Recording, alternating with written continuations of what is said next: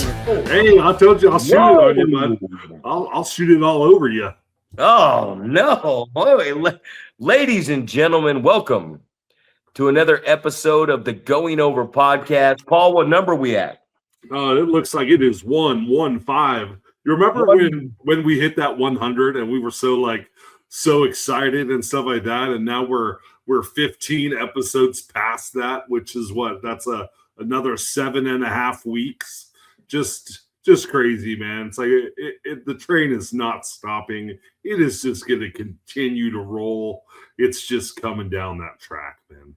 Your neighborhood friendly coach, trainer, promoter, 44-year-old professional wrestler, super promoter extraordinaire. I forgot to add that in, by the way. Zack Prime Time Reeb. And I'm joined alongside, as always, my podcast partner, the 7-foot wrecking ball, who's also a promoter, trainer, coach.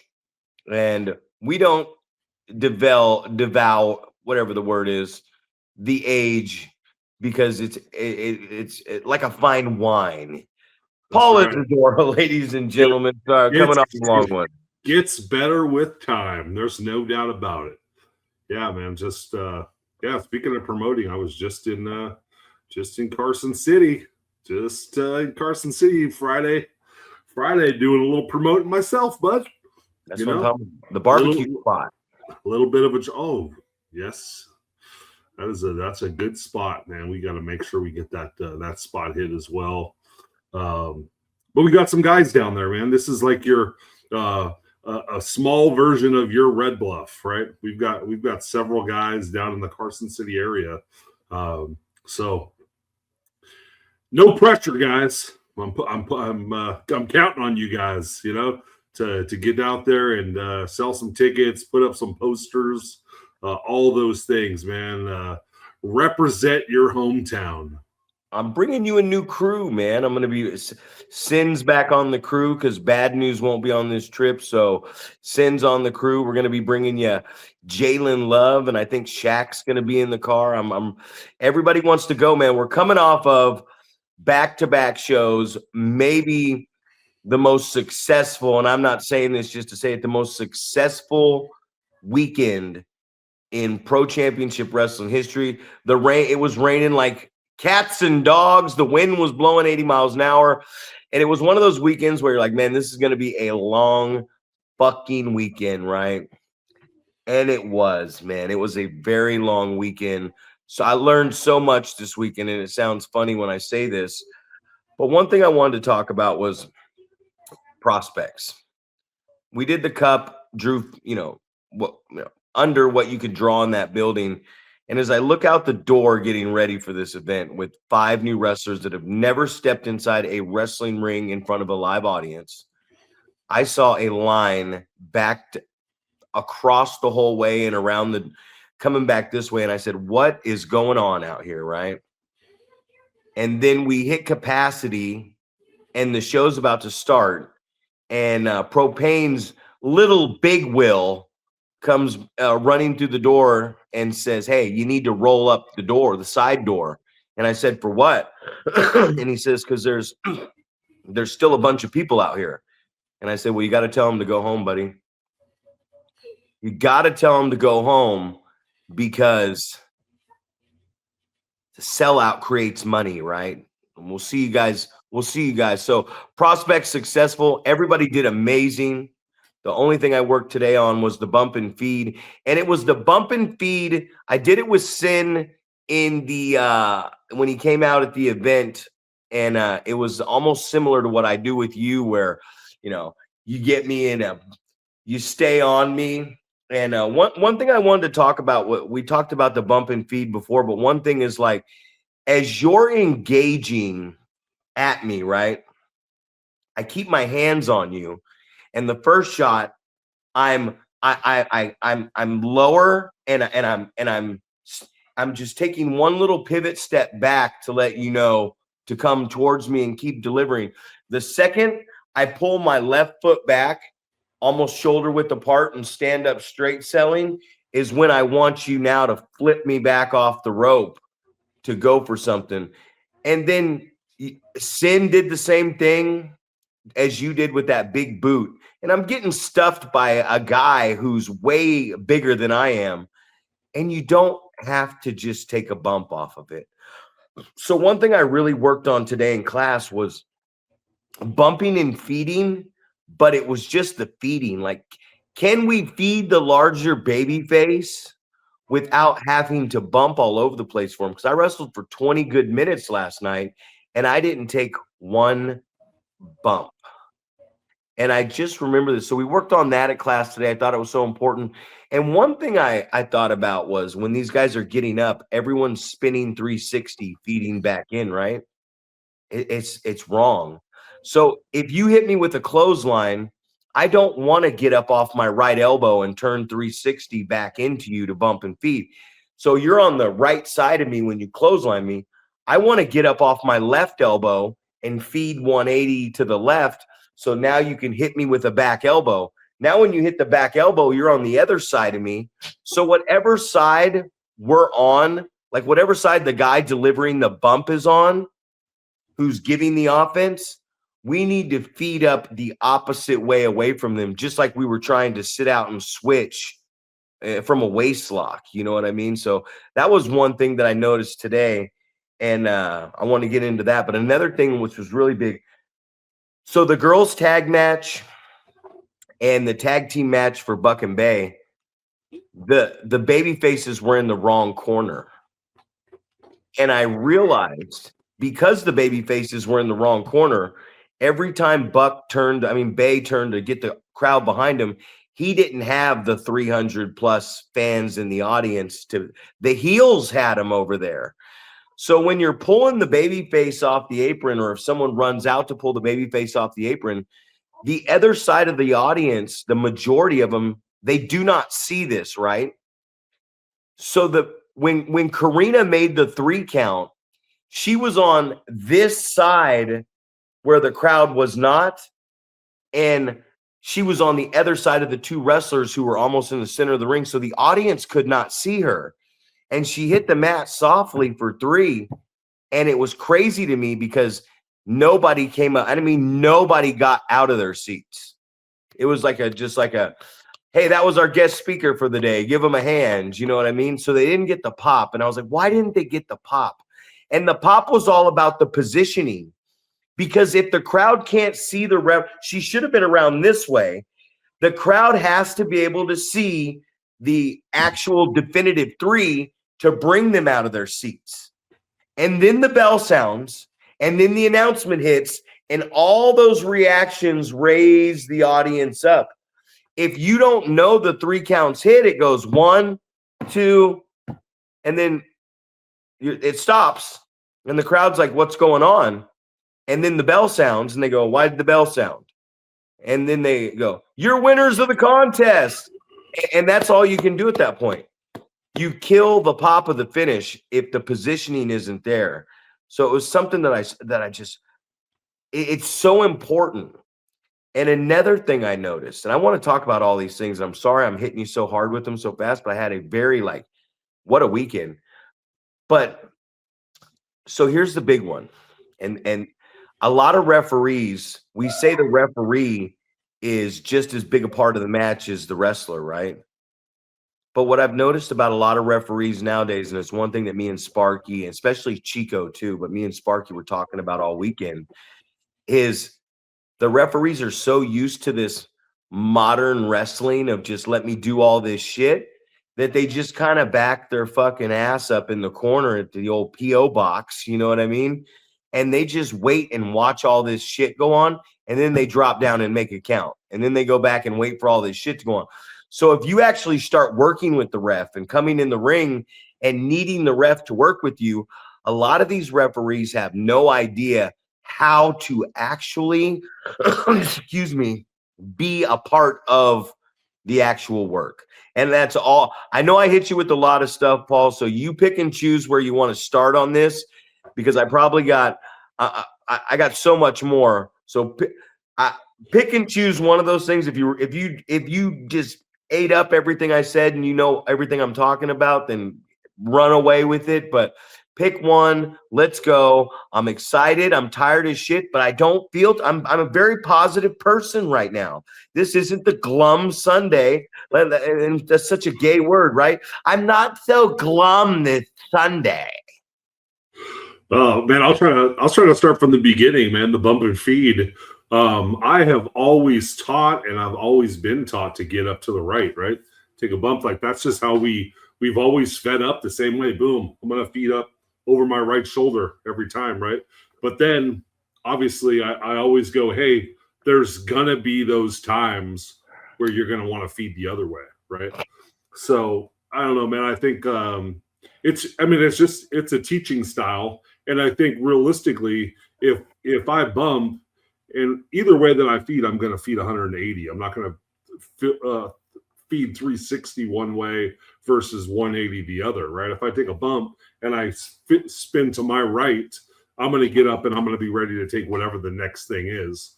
But I think in the past we've talked about, the speed of that, right? And I think as you were talking, I was like, you could build your speed of the bump and feed throughout the comeback or throughout the hot tag or whatever, right? You bump quick, then you bump a little quicker, and then you're trying to build up the tempo so the fans can get behind it. But I really like what you're talking about with the not taking a bump, just the feeding portion of it, because that's me, right? I'm not gonna take a bunch of bumps in a hot tag. I'm not going to take a bunch of bumps in a comeback, right? It's going to be, for me, I always call it stagger cell, right?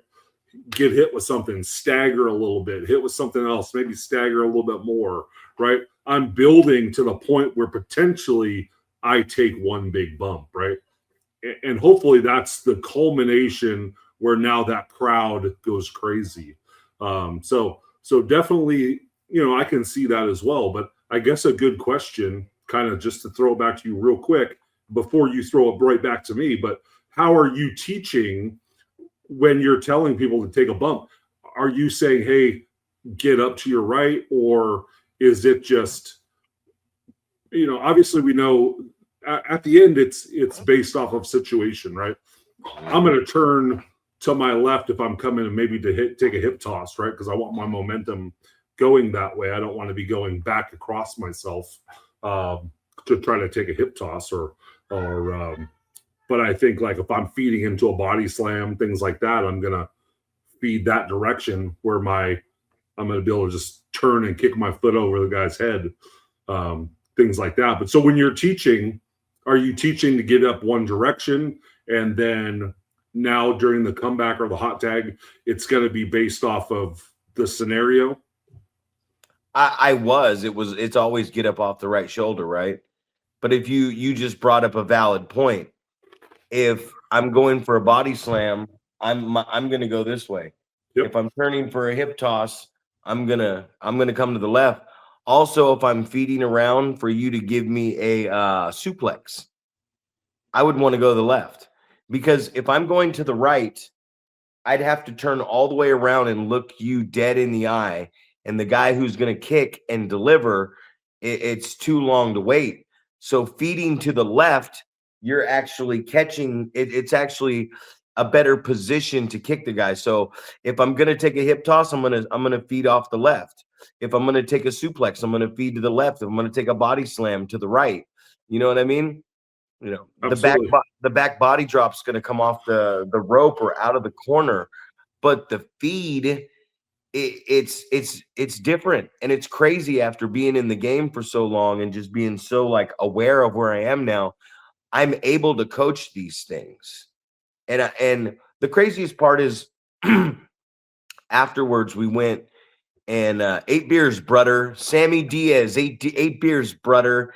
I thought he had alcohol poisoning. We had to carry him out to the truck, and I had to get him home. Johnny Fuego fell asleep, and we drew dicks all over his mouth and put a little taco in his hand and a burning candle on his cock and all kinds of stuff on his head. Then Maple Gramps put his shoes in the microwave and the freezer. And I was like, oh my God. I said, the dicks and everything drawn on his face. Now that's classy humor, but that's demonic. You went a little too far with the man's shoes in the microwave and the freezer. But what I'm getting at, I just had to say that and get that out of the way, is me and Propane are here, and we're on the right side outside hanging out so we can see this massive gathering and party going on at Buck's house. And I look at Propane, and I finally understood why he never drank at these after parties. He just would always sit back so nobody was behind him and he could see everything and people watch. And as I was sitting there, I thought it was really cool because there was so many people from the show and everybody was talking about wrestling, right? Everybody had everywhere. They were moving around from groups to groups. And I just thought it was so cool. I wasn't even talking. I was just hanging out with Propane and I was looking around going, man, this is cool. The everything and all these people that I've influenced on them and taught them, now I'm hearing them talking about it and coaching it to other people. And it was just a really good weekend. But back to the feed thing. There's different ways to feed. We show them how to feed up to the right, but there's other ways to feed, man. You said it best, situational. It is situational because what we're trying to do in the feed is we're trying to create the shortest distance possible to get back up so the guy can knock us down safely while he controls the center of the ring. Absolutely. And then I guess, so the next thing you were talking about was the tag team positioning, which corner the babyface should be in versus the heel and things like that. But I'm very visual when it comes to that, right? So I understand what you're talking about, but maybe the people that are listening to this podcast don't understand what you're talking about. So I'm going to try to draw the picture, right? So at the some venues are going to be like at the Pizza Guys Arena. Is there chairs on 3 sides, or is there chairs on 2 sides? 2 sides and L. 2 sides. So so I think about situations like, a lot of times we run the table on one side where the hard cam is, and then 3 sides of seating. So just so we can kind of draw the pictures, you want the baby face to be on the side where there's the meeting of 2 corners of fans so they can kind of see everything that's going on. And then when you're talking about Karina sliding in and making the count, you don't want the wrestlers to be in the way of her making the count so they can see that as well. So just so we're kind of drawing that picture so people understand what's going on. The one example that I can really think about is the Colonial Theater, right? Colonial Theater had that, it's a movie theater. So it's like a stage in the background. And then there's kind of seats. You would say 3 sides, but it's really 1 side, right? You're looking at the ring from 1 side. Like the seats maybe creep down on the ring a little bit on the left and right side. But for the most part, you're working to the crowd on 1 side of that ring.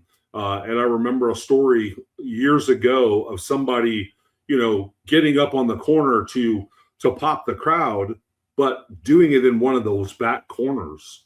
And it's like, hey, what are you doing, man? There's no fans in that corner. There might be a little tiny bit that's, creeped down on the side of the ring, but you gotta use those front 2 corners if you're getting up and trying to get the fans to react. So it's the same thing when it comes to you're talking about tag team wrestling. You want the baby faces in that corner.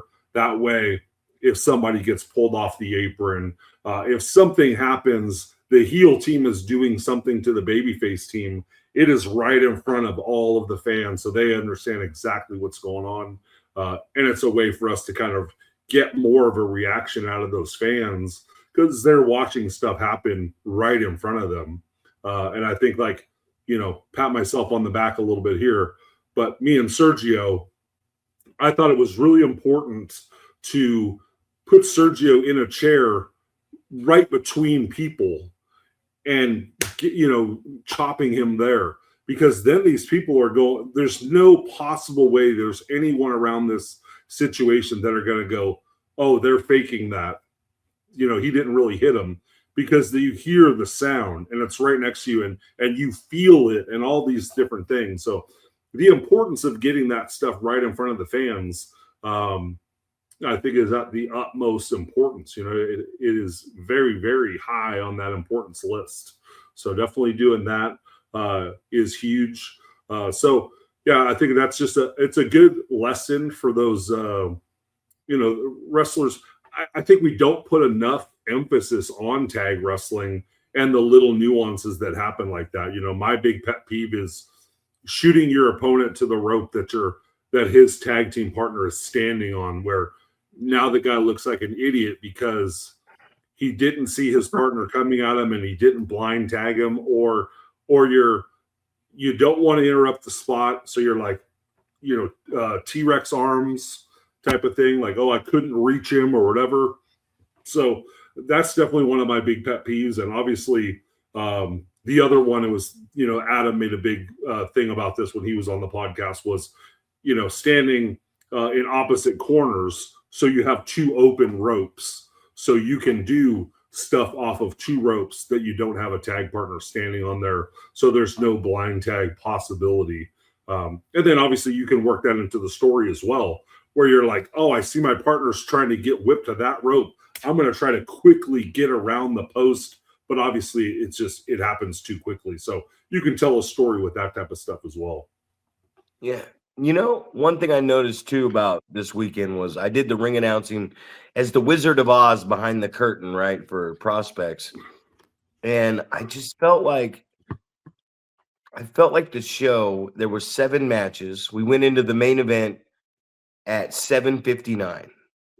Hot crowd. I heard the F word, FAGGOT with a nice fucking in front of it a couple times in both nights. I heard the N word with a hard ER a couple times, and I'm sitting here going, hey, you know what? That's heat. That's wrestling fans, right? Not 1, 2, 2. The following contest is scheduled for one fall. Fight forever. You know what I mean? I didn't hear that stuff. But one thing that as ring announcing this weekend behind the curtain, it was a lot easier to control the show. And I get the ring announcers out there at the ring, but honestly, I almost feel like he's not needed. I almost feel like just a voice into the microphone behind the curtain is not needed. You can do a lot more and communicate with people. It was so cool with me because all 5 guys that debuted when they came back to the curtain. I'm the first person they see announcing them on the way out, and I'm the first person they see when they come back right through. And it was just so cool because I'm doing the announcing. I think sometimes it's so convoluted. We're like, from Red Bluff, California, weighing in at 185 pounds. It's like, the following contest is scheduled for one fall. Music hits. About to make his way to the ring. You don't got to say their height and weight. You know when you should say their height and weight? When they make it to a championship match that needs a Japanese style introduction. That's when you can say where they're from, their height, their weight.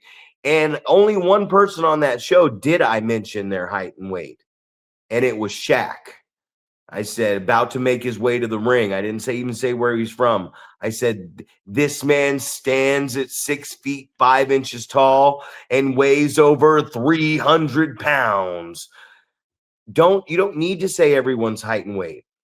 If the combined weight of your tag team is less than one of your wrestlers on the card, don't tell me what the combined weight. I don't want to know the combined weight of these guys is 380 pounds because I don't want to actually do the math with the 2 people to figure out how much each one of them weigh. And I don't care. But if it's at a combined weight of 1,000 pounds, you know what I mean? 1 ton or whatever, get that over. If the only person I said where they were from was when Ethan came out, I said Yuba City, from Yuba City, California, because it's his hometown in front of his home crowd. So he got the big hometown introduction. And then Bishop came out to attack him at the end, and he duct taped his hands to the ropes and had a chair. And I tried to send Spark out, but he wasn't back in the refs. He already took his ref shirt off because Karina and Larry were out there, and Larry was getting a little hands-on with him in the ring. And I was like, I wanted someone to go out there and tell Larry, back up a little bit. But Bishop used the F-bomb like 3 times, called him a fucking pussy, right? You're a fucking pussy, just sitting in that chair in front of him. And afterwards he was like, man, I'm so sorry I cussed like that. And I said, you just took the hometown hero and duct taped his hands to the rope, taunted him with a chair. They don't know who you are. Rick Luxury always says that there is a place and a time that we can throw the F-bomb out. And I felt that this was the time. You're trying to make an impact. Those people were so pissed at him. They started the chant of Porky Pig, right? Like they were just really getting on him. And for me, as the Wizard of Oz in the back, it's like January 23rd, right across the bridge in Marysville at the Tri-Counties Community Center. Ethan Reno, are you going to accept this challenge? You know what I mean? So now, because we sent people home, 75 fans are going to go across the bridge in 3 weeks to watch Ethan Reno kick Bishop's ass. You know what I mean? Because he did such a volatile, good job of attacking this. And who is this kid? And he's duct taping Ethan to the ropes, and he's got a chair, and the refs are trying. Now he's going to sit in the chair, and he's going to break that plane of. I'm like, what were you supposed to tell him? I'm going to fudge and kick your booty. No. The crowd is yelling worse things. The crowd is yelling things at the wrestlers that I would never approve of the wrestler to even say out there, let alone into a microphone. So if you want to call a wrestler a fucking pussy in a situation like that, by all means. As a matter of fact, I loved it because it made me turn my head every time, like, oh shit. And I believe this. So I believe that Bishop Dorian is a piece of shit. He's a disrespectful young man. And I know Ethan Reno's not a piece of shit and not a disrespectful young man. So it made the audience go, I want to watch that match. And I remember talking to Ugly too about setting that up. And I was like, hey, I want him to run in. I know they're working at Paul's place. And Ugly was just all for it. And so was Bishop, because it's like, it's an angle. And we've had Bishop on a couple shows and he never really got over. And all of a sudden we do this and he just lets it all fly, man. And it seemed real. You know what I mean? That came across very real, because you don't hear somebody call somebody, duct tape them to their hands to a rope and stand there and sit in a chair and call them a fucking pussy. You know what I mean? And I'm going to beat your fucking ass. Like now you're like, oh, fuck.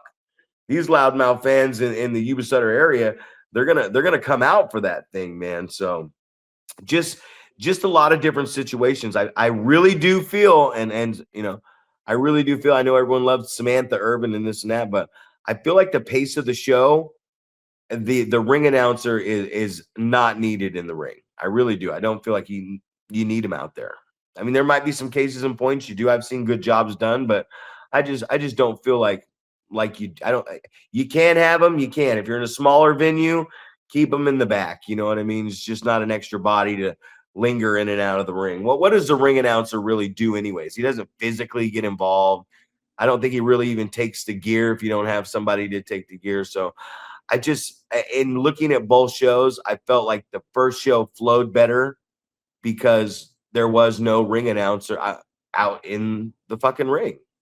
Right. And then did the first show go with no intermission as well? Yes. So I think that's another way to kind of really get the show going quickly. You have no intermission. You're just going to get those matches going, transition from one to the next. I think a ring announcer probably is important if you are going to be talking about things like that. Sponsors, food, things like that. Obviously you're trying to put over the next event, trying to get those little plugs in there and things like that. But I think the most, for the most part, some of the ring announcers are just the MC, right? They're the host of the show. Hey, how you guys doing? Trying to get the crowd excited about a pro wrestling match, which I think we've talked about in the past. If you have somebody who's good to start the show, we talk about the Ricky Henderson and NorCal. If you have somebody that's going to be able to come out and get the crowd going immediately based off of their character, you really don't need the hype man in the ring announcing, right? So yeah. So I don't know, man. I think it's just, I guess you could take it or leave it, I guess, depending on what the scenario is. So I think, obviously in that situation, getting 7 or 6 matches out of the way in just under an hour is pretty impressive, Well, that's what made it impressive, was like the things that the guys worked on. And a couple of them got to work on, go out there the next night. One thing that really impressed me, and I wanted to give this guy a shout out, I wanted to give the girls a shout out too, working with Venice DeMarco, which was, I brought in to produce them all weekend, which, he was very very serious competitor. Maybe some of them thought maybe he came off a little disrespectful or something along the way. I don't feel that way. I don't feel that way at all. I feel like bringing a old school hard-nosed guy in to work with you guys, I was watching him think, and I told him, and I told the girls, I said, you came in and he spent so much time out there talking with you guys in a group about this with Sparky, and then you guys worked your match and it was good. And then there was a few little things like, okay, Maple, you got to work the crowd more because they want to chant for you, but you can't wait for them to chant for you. You have to look like you feel the pain of your partner and you really want to get in the ring. You have to show that energy so that every time you do, they chant for you. Don't wait for them to chant for you. Annabelle had a moment where she should have drug one of the maybe Lex Gonzalez back into the center of the ring, but she was on this side of her and didn't drag her back, so she just kept crawling towards her opponent. And I'm like, you got to get around on the front of her and either take her back, or you got to look over and come on in and pop Maple so she can come in. But those things were adjusted the next day. And I told him, I said, maybe he did come off a little harsh, but that's where we came from, right? We didn't come. PCW wouldn't be here if Mike Modest, Roland Alexander, Gabe Ramirez, Donovan Morgan, if all these guys wouldn't have called Zach Reeb a backyarder and a jabroni and that shitty promotion. If I would have let that get to me at 18, 19 years of age, well, there would be no Zach Reeb. There would be no so many other people in the wrestling industry, because you can't let people get to you. I always heard, take it in one ear and out the other if you don't like it. And if you do like something, take what you like and leave out what you don't like. And if you have a question about something and maybe you didn't like it, go back to one of your trainers and ask him, hey, he was saying this to me here. And Sparky said something very interesting, because Venice was like, he had the girls get through the middle rope. And he said, you know who gets through the middle rope? Wrestlers. You know who goes under the bottom rope? Valets. And Sparky looked at me and said, you know what? I told the girls that if you take anything away from this weekend, just learning how to get in the ring the right way is a lesson learned. You know what I mean? But it's just one of those things where I was looking at that and I was watching these young guys, and I was just so proud of everybody, because this was a very educational weekend, and it was educational in a live rep sense. You know what I mean? I've seen seminars and training and come back and we'll give you some feedback, but to be able to go out here 2 nights in a row in 2 towns in 2 different environments. And I think if you have a big personality being a ring announcer, I'm not saying don't have the ring announcer. I want to be clear about that. And you brought up a good point about the intermission, right? I'm saying in a smaller venue like that, when you have no intermission, the flow seems to show better. But I really couldn't tell you. I had a blast out there working with everybody. I worked for like 20 minutes. I told the guy I was wrestling, I said, hey, if I can't go out here and light up a cigarette and smoke it and wrestle and entertain this crowd for 20 minutes, then we're going too fast. You know what I mean? But I don't know. Was it the show? They were both great shows, and I'm so proud of the first show. Oh, I wanted to put over Bryce Kuza because we added him on the show, and Manny was like, hey, you gonna give me my match for Red Bluff? So I had a squash pre-show match, and then it was 6:50, and I looked at Manny and Bryce before they went out, and I looked at Manny and I was like, hey, I want this done by 7:00. I want to start the actual show at 7. And it was a good little match, and they came back through the curtain, and literally as I looked at Manny walk through the curtain and look at me, my phone went from 6:59 to 7:00. And the Bryce came up and he said, what'd you think? And I said, oh, it was good. But I said, that's what I care about. And he goes, yeah, but how about the match? I said, good little psychology. Crowd was into it. I said, but brother, that's what I care about right there. I said, great job. You know, I want to book you again because in 9 minutes, you had 9 minutes to get to the ring and back through the curtain by 7:00. And I know Manny's a big part of it because Manny is just a fucking amazing professional wrestler and a great mind. But it was it was one of those weekends where everybody did what you wanted them to do. Even if it wasn't the greatest execution of all time, it still made it one of those weekends where everybody did what you did. And that, I don't know, man. I can't tell you. Was it the night before with 5 new guys and a sellout crowd in that small building that was ruckusy? That which night was better? I don't know. The first night meant more to me, man. I was sitting there next to Ugly, and my hand, I'm doing it, and I hold my hand out, and I'm like, why am I shaking? I'm more nervous for these kids than I am for my own fucking match. You know what I mean? And he's like, it's because you care, man. And that's what ties me with you. That's what ties me with Ugly. That's what ties. And there's nothing greater than and I'm not trying to put ourselves over, but us, because we care. You care. He cares. We care so much about watching the future of wrestling get better that if we see something good, it's like, cool, man. You got a lot of cool names and big time guys on your show. It better be good. Now, I want to see if I can help the young talent elevate themselves to even understand why we're doing this. And I'm sorry for that rant, Paul. I'm sorry for that rant, but man, I've never been more passionate about pro wrestling and seeing things like I have right now. And it's just a beautiful thing, man.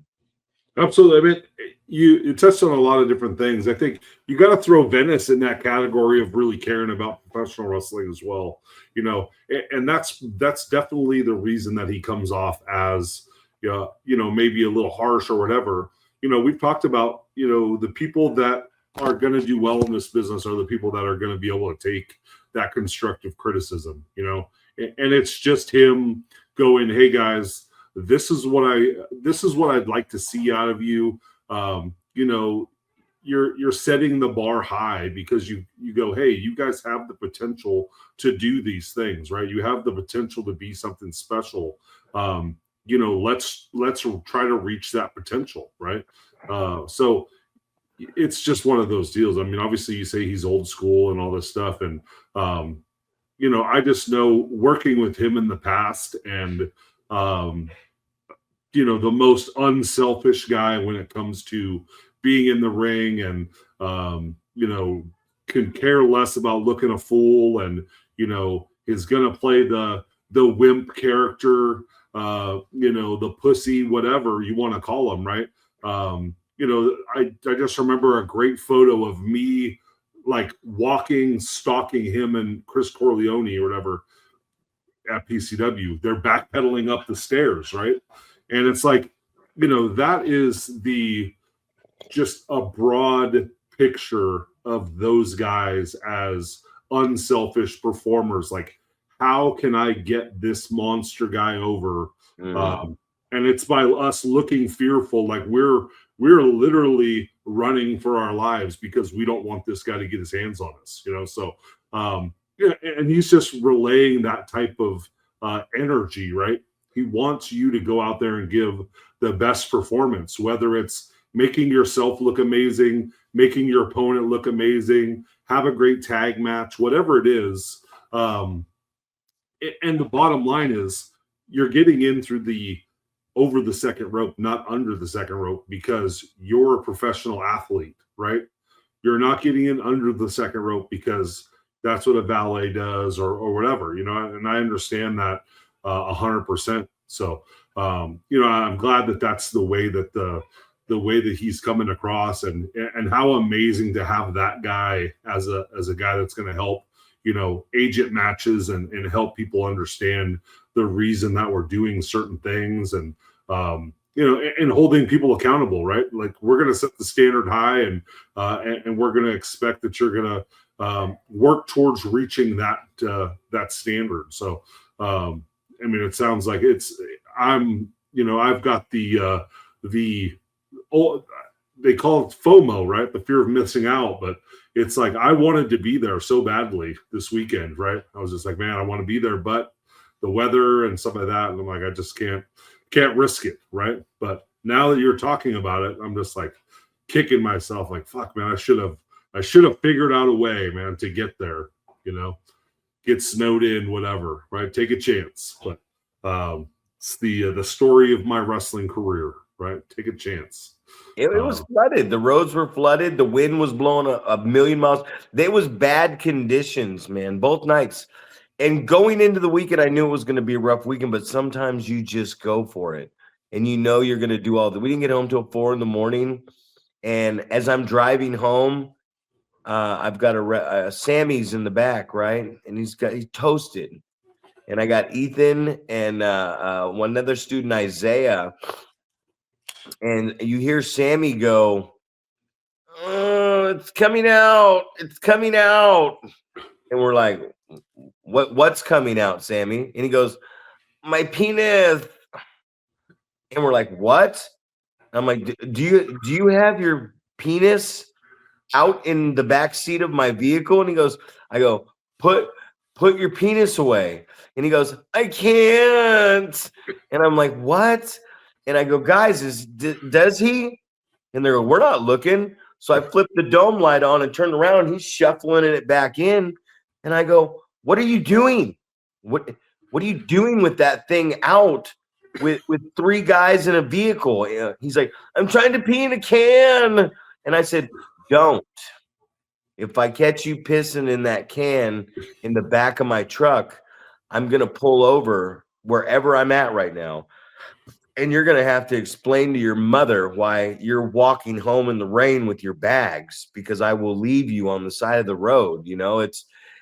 But I'm driving home and I'm tired, and but I'm not tired, and you can Sunday, where I'm usually pretty dark and about how long the weekend was, it didn't come across that way. Like, I really came into this new year like, man, this is going to be a badass year of wrestling. This is what I've worked for.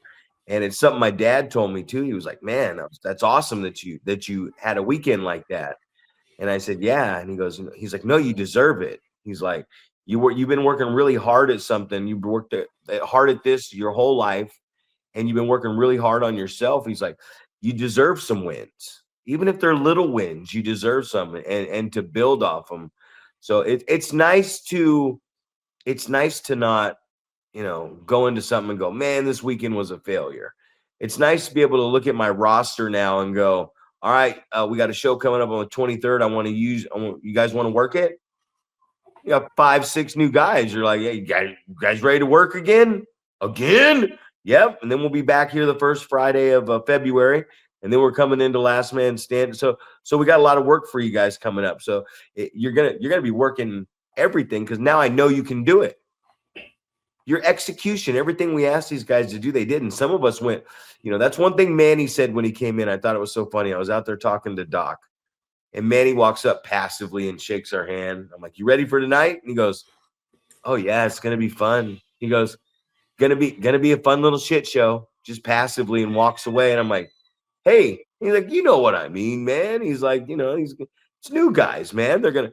And then talking to Manny yesterday in Red Bluff, he's like, I said, "What'd you think of yesterday, man?" I said, "That was such a good." He goes, "I'm gonna be honest with you, Zach."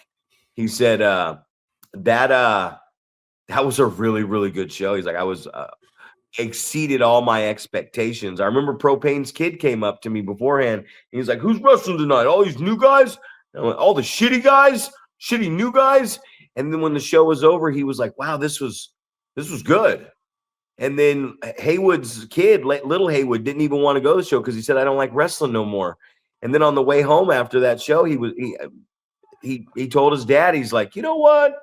I'm glad I went tonight. I had fun. I love yelling at that Brandon Nash guy." You know what I mean? And he had fun, and I had fun, and everyone had fun, and it wasn't too long. And then it was only 2 hours and 30 minutes with intermission for the big one. So it was a good weekend. I think everybody's starting to understand, and now when mistakes are being made, I feel like people aren't taking it like, "Oh my God, I messed up. I need to cry about it and get beat up." They're taking it like, "Okay, I get it now. Next time this won't happen. Okay, better positioning over here." So just a very positive weekend. And I don't know if he would have made it over the hill because we almost didn't make it here in the flatlands getting through to where we were going. But you would have definitely loved both nights, man. And I'm excited. I think we got Ugly Dojo coming up this Saturday at noon off of Fair Oaks down there at Fair Oaks Boulevard in Carmichael. And then next weekend, we're down there with you. We'll hit the barbecue spot afterwards. I'm pretty excited about. Then we got Limelight, and then John's got the WCWF show right there at the building. Then we come back to the building and Last Man Standing, and you got stuff. So I just kind of looked at the schedule today with all the guys. We had a big class, and I said, I don't think I actually have a free weekend until like 2028. Good problem to have right there. It is. Yeah, man. I was just putting together some stuff for the Winnemucca shows, man, today. So just, man, there's just so much stuff on the calendar. I mean, so much excitement with the two companies together, and then if you add the Ugly Dojo stuff and just all of that stuff going on, man, there's just a lot of cool stuff going on, and I'm excited for I don't know, man. I put out those match graphics, and I've just got a lot of really good feedback from those. So I don't know, man. It's just hearing about your weekend, just makes me excited for our show here in 2 weeks. So just gonna be exciting, man. Great start to the year for sure.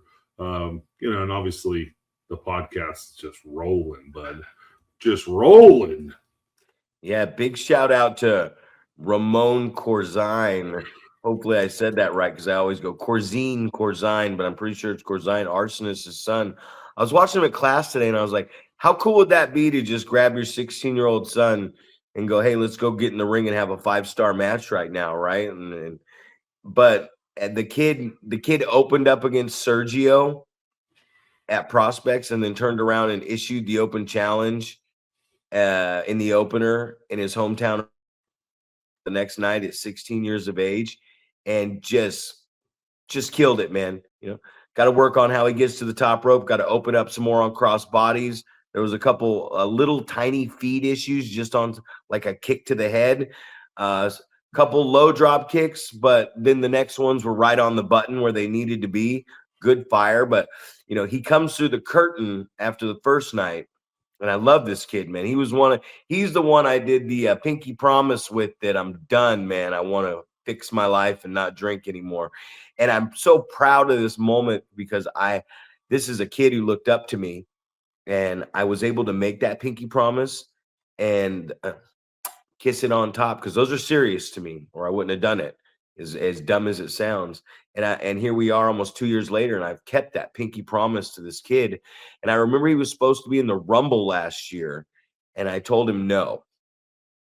And he was very emotional about that. And I remember pulling him aside saying, "Hey, your time's coming. You're going to get your opportunity. Be patient."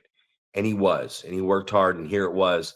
And he went out there both nights, and he came through the curtain on the first night. And I'm doing the announcing. I got a live hot mic. And he comes through and he grabs me by the arms and he goes, "Yeah." And I'm like, I go, hey, live mic here. And he goes, oh yeah. I go, I'll talk to you later about it. And then as he's walking away, I go, matches. And he turns around, I go, first drop kick was low, but the second one was right on the button. And then I go back to doing my shit. But just seeing these Shaq, big Shaq, man, that guy killed it, bro. He killed it. They're yelling, Shaq's gonna kill you, man. Like this Chris Barboza, Andrew Pogson, Jason Valens, aka Justin Hernandez, the Living the Dream winner and the Living the Dream runner-up winner. The girls, man, shout out to West Coast Pro Wrestling. Luna La Sieta is how she says her name. And Lex Gonzalez, just they worked hard all weekend and stayed focused on the wrestling. Lex Gonzalez, that girl was just a pleasure to be around. She was like way on time every day, ready to go, and just great. They both had great attitudes, but you know, it's when you see someone show up before call time, before the actual scheduled time, and they're there and they're ready to go, and they were just so humble, you know what I mean? But it's good cop, bad cop. I don't want to play bad cop. So Vince DeMarco's bad cop. You know what I mean? DeMarco comes in and plays bad cop and really helps out. And then Zach Reeb's good cop. He comes up and goes, all right, now that you've got all this, here's what I thought of it too. Hey, have a good time. Because I really enjoyed him being here. And it's nice. And it was nice to have Sparky reffing their matches. And it's always great to hang out with Sparky. And just, man, it's always nice to have the big ugly in the locker room. And, you know, there was Nathan Brick, Jason Xavier, you know, all these. The craziest part about the weekend was when we were cleaning up the building on Friday night and we got everything mopped and ready to go. I see Jason Xavier in the ring listening to some music with his pads on, stretching out. And I'm like, oh, I thought we were closing the building down. I go, Francisco. And he turns and looks at me. I'm like, you training tonight? And he's like, yeah, I'm going to get some time in. And I look at John. I'm like, fuck, I said, that's fucking impressive, right? So shout out to Jason Xavier who came to the show. And then when the show's over, not wasting any of the time. I seen his post saying he's going for it in his career. And we're all leaving the building, heading to In and Out to post and get ready for the next show and have some fun. And this guy's got his pads on, ready to get some work in for an hour or two, whether someone was showing up or he was by himself, because he's got plans this year. So that's kind of the shit I'm looking at, is like, are you motivated? Is this what you want to do? Because if you are, hey, I'm fucking with you. Well, I mean, that's exactly what we need, man. We need you talked about, you know, you got 10 minutes to have this match done, and those guys making that happen. That's like, you just wish for that as the promoter, like that people are going to follow directions and give you what you're asking for. So obviously people get in there to the building early, being ready to go. That's one of the biggest things that you get pissed off about, is when people are showing up late, man. They're just like, you know, hey, is this a priority or is this not a priority? You know, are we, are we just doing this as a hobby on the weekends, or are we taking this seriously? What are we doing here? So I don't know, man. I always think about, like, you know, how I was early on, and it was very much like, I don't know. I don't even know if nervous or whatever, but never wanting to show up late, right? You wanted to show this person that is giving you a job for the night. You want to show them some respect, you know, show up on time. Obviously, I am. My dad was military, so it was always, you know, if you want to be on time, you get there early. You know, if you're on time, you're late type of mentality. So I've always been that, you know, get out of the house probably way too early and get places and just sit there and wait till I think it's, well, you know, they're 20 minutes before I'm supposed to be here. That's probably not going to be too bad. I'm not getting there too early. People aren't going to get too upset, you know, about showing up early and going, what is this guy doing here? But So I don't know, man. I think that's a good example to set, and I'm glad that that's how that went down this weekend. And that's what you want, man. I mean, you talk so highly about Manny, about how well he does and his mind and all that stuff. And now we're at that 5 minutes left in the podcast. Just 5 short minutes.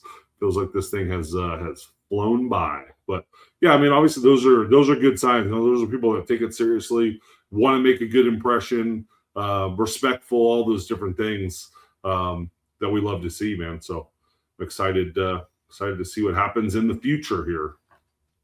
So many, man. So many people. The team, it's all about the team, man. The team you create, the family that you put together. And I always look back at it and I say, man, I didn't always have this team. I didn't. You attract what you are. You know what I mean? You attract what you are. And I for a long time there, I didn't attract the right type of people. And it wasn't that because, oh man, I'm just missing here or there.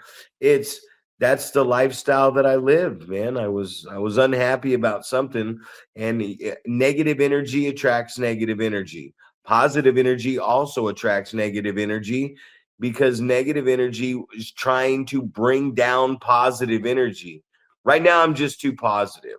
And it's not that I'm saying I wake up in the morning and it's like, oh God, fucking the world is so beautiful and wonderful and nothing's going wrong. There's a lot that goes wrong. It's just, it all seems manageable now. And what are you going to do about it? You know what I mean? What are you going to do about it? If someone's going to show up late, they're going to show up late.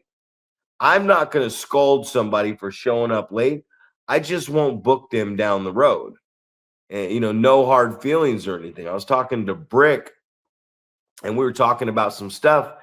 And he goes, oh, well, I'm not working the shows for John. And I said, why? And he said, well, I'm taking a break.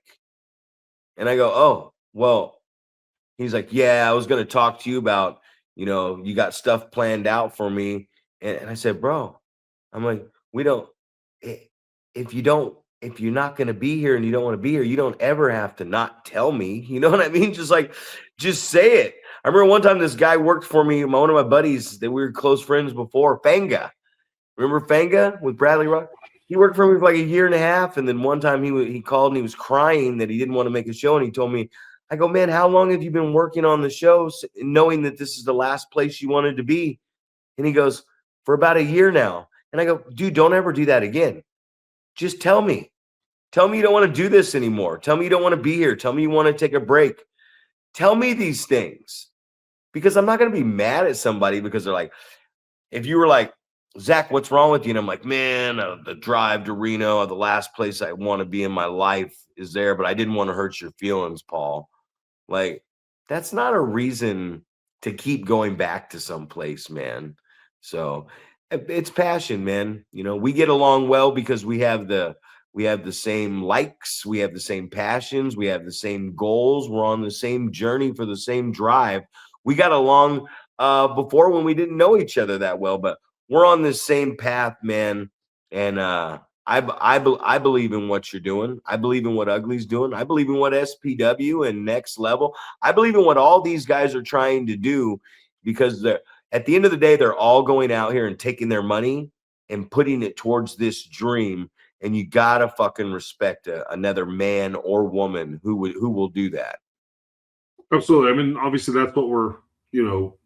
Every one of these businesses started the same way, with you taking money out of your own pocket to get this thing going, man. And with the hope that at some point it will be generating income for you, that you don't need to take any more money out of your pocket. You're just operating off of this. The income that it's creating, and you're using that to do what you need to do as far as keeping your ring in good shape and renting buildings and putting deposits down and all this different stuff. You hope that that's what comes of it, and you have the cash flow to accommodate that. So we're all in the same journey, different stages obviously, but that's the goal, man. So hit that button. Hey, That's right. let's get this shit up to like 500 views. If you don't like us, tell us you don't like us. Let's That's talk right. about it. Tell us we're pieces of shit and we don't know nothing, so we can respond back. If you do like us, tell us you like us. For Zack Primetime Reeb and my partner, the Wrecking Ball. We're going over. We're going over.